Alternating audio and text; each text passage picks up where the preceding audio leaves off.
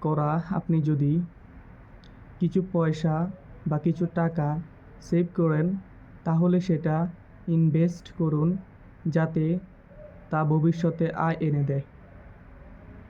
Share market, stock investment, real estate, আপনি share মার্কেটের investment হতে পারবেন বা করতে পারেন। রিয়েল এস্টেট, বাস্তব সম্পদ বিনিয়োগ করতে পারেন অথবা বিভিন্ন ইনভেস্টমেন্ট প্ল্যানের দিকে নজর দিতে পারেন। তবে মনে রাখবেন ইনভেস্টমেন্টের কিছু ঝুঁকি থাকে, তাই সঠিক পরিকল্পনা ও গবেষণার মাধ্যমে ইনভেস্ট করুন। এখন আমরা চলে যাই কৌশল নাম্বার 6। সোশ্যাল মিডিয়া ব্যবহার। সোশ্যাল মিডিয়া মাধ্যমে আয় বাড়ানো সম্ভব। আজকাল সোশ্যাল মিডিয়া ব্যবহার করে অনেকে আয় করছেন।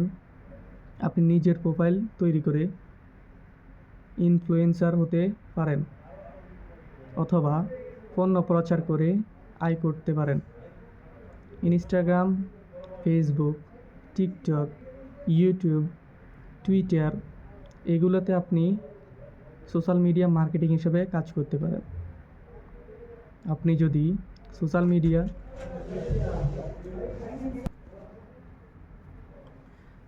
মিডিয়াতে সক্রিয় থাকেন এবং অনেক ফলোয়ার পান, তবে আপনি স্পন্সরশিপ, প্রোডাক্ট মার্কেটিং কিংবা এফিলিয়েট মার্কেটিংয়ের মাধ্যমে আয় করতে পারেন। কৌশল নাম্বার 7। নিজস্ব ব্র্যান্ড তৈরি করুন। নিজের ব্র্যান্ড তৈরি করা। যখন আপনি নিজের ব্র্যান্ড তৈরি করবেন তখন আপনার পণ্যের মান বাড়ে। অনেক সুযোগ পেতে শুরু করেন। প্রোডাক্ট লঞ্চ, ব্র্যান্ডিং, মার্কেটিং এগুলোর দিকে নজর রাখবেন। আপনি যদি নিজস্ব পণ্য বা সেবা তৈরি করেন তবে সেটি বাজারে বিক্রি করা সহজ হবে এবং আপনি আরও বেশি আয় করতে পারবেন। সেগুলো আপনাদের অত্যন্ত জানা জরুরি। কৌশল নাম্বার 8। প্রোডাক্টিভিটি বৃদ্ধি করা। প্রোডাক্টিভিটি হলো আপনি যদি বেশি কাজ করেন তবে আপনার আয়ও বাড়বে, সাথে আপনার দৈনন্দিন জীবনের সমস্যা সমাধান হয়ে যাবে।